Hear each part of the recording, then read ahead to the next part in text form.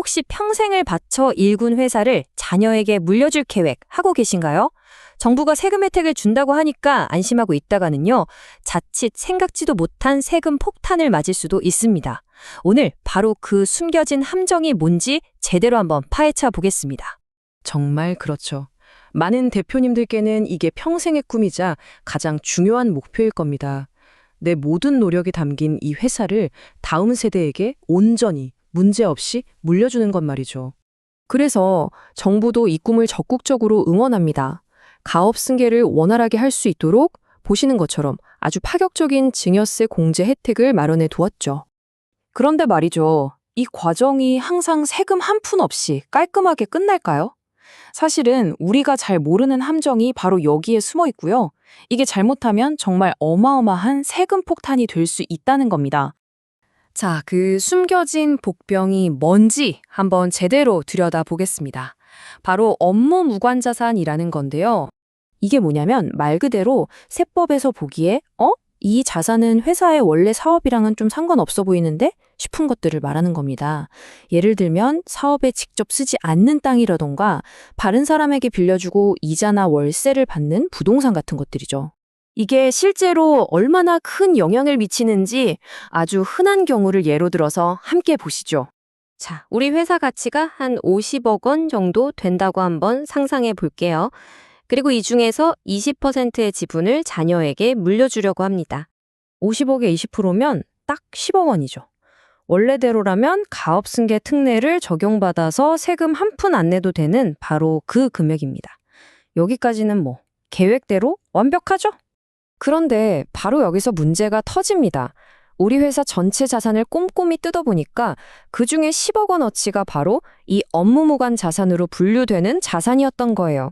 그럼 어떻게 되냐면요. 전체 자산 중에 업무무관 자산 비율이 20%잖아요. 그럼 내가 증여하려던 주식 10억 원어치 중에서도 똑같이 20%, 그러니까 2억 원에 대해서는 세금 혜택을 못 받게 되는 겁니다. 그 결과 당연히 세금 없겠지 하고 있다가 갑자기 3천만 원 정도의 세금 고지서를 받게 되는 그런 정말 황당한 상황이 벌어지는 겁니다.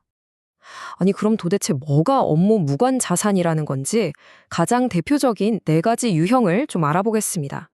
전통적으로 세법은 이 4가지를 딱 콕 집어서 봤어요. 사업에 직접 안 쓰는 땅, 임대 주는 부동산, 그리고 임원들한테 빌려준 돈 같은 대여금. 마지막으로 사업하는데 이렇게까지 현금이 많이 필요해? 라고 볼 수 있는 과다보유 현금 같은 것들이죠. 그런데 진짜 다행인 건 최근에 이 규정이 좀 바뀌면서 우리 기업들 숨통이 조금 트였다는 겁니다. 특히 이 과다보유 현금 기준이 아주 널널해졌어요. 전에는 5년 평균 사기자본의 150%만 넘어도 문제 삼았는데 이제는 200%까지는 괜찮다고 봐주는 거죠. 이건 기업들이 위기에 대비하고 또 새로운 투자 기회를 잡을 수 있도록 유동성을 더 확보하라는 긍정적인 신호로 볼 수 있겠네요. 근데 여기서 진짜 조심해야 할 게 하나 있습니다. 세법에서 말하는 현금은요, 정말 딱 보통 예금이나 3개월 안에 바로바로 찾을 수 있는 단기 금융상품만을 의미하거든요. 그러니까 만기가 긴 정기예금이나 주식, 펀드 같은 금융투자는 현금으로 안 쳐주고 곧바로 업무무관 자산으로 잡힐 수 있다는 거. 이거 정말 꼭 기억하셔야 합니다. 그리고 또 하나 정말 반가운 소식이 있는데요. 바로 직원들 복지를 위해 회사가 가지고 있는 사택에 대한 부분입니다. 이제는 직원들 복지를 위한 사택은 업무 무관 자산에서 빼주기로 했어요. 물론 조건이 좀 까다롭긴 합니다. 대주주나 그 가족이 아닌 직원한테 너무 크거나 비싸지 않은 집을 승계하기 최소 5년 전부터 공짜로 살게 해줬어야 인정해주는 시기죠. 직원들한테 빌려준 돈, 그러니까 대여금에 대한 규정도 조금 나아졌습니다. 이제 직원이나 그 자녀의 학자금, 또 일정 금액 이하 주택의 전세자금 대출 같은 건 괜찮다고 봐줍니다. 하지만 이거 정말 중요합니다. 대표이사가 회사에서 빌려간 돈, 우리가 흔히 가지급금이라고 부르는 건 여전히 절대 안 됩니다. 이건 무조건 업무무관 자산으로 잡히니까 미리 꼭 정리하셔야 해요. 자, 그럼 이런 복잡한 규정들, 도대체 정부는 왜 만들어 놓은 걸까요? 그 진짜 속내를 좀 들여다볼 필요가 있습니다. 핵심은 아주 간단합니다.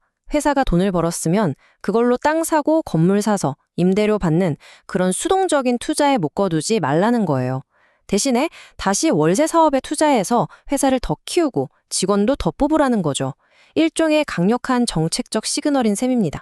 이런 말이 있죠. 가업 승계는 단순히 부를 물려주는 게 아니라 국가 경제에 기여하는 과정이다.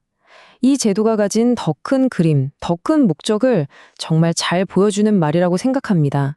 결국 오늘 이야기의 핵심은 이겁니다. 성공적인 가업 승계는 단순히 세금 계산기만 두드리는 게 아니라는 거죠. 이런 규정의 진정한 의미를 제대로 이해하고 거기에 맞춰서 우리 회사의 자산 포트폴리오를 미리미리 관리하는 장기적인 전략이 반드시 필요합니다. 한번 스스로에게 물어보시죠. 지금 나의 승계 계획은 그저 괜찮겠지 하는 막연한 기대 위에 서 있나요? 아니면 이런 숨겨진 함정까지 모두 고려한 치밀한 전략 위에 서 있나요? 아마 성공적인 승계는 바로 이 질문에 답하는 것에서부터 시작될 겁니다.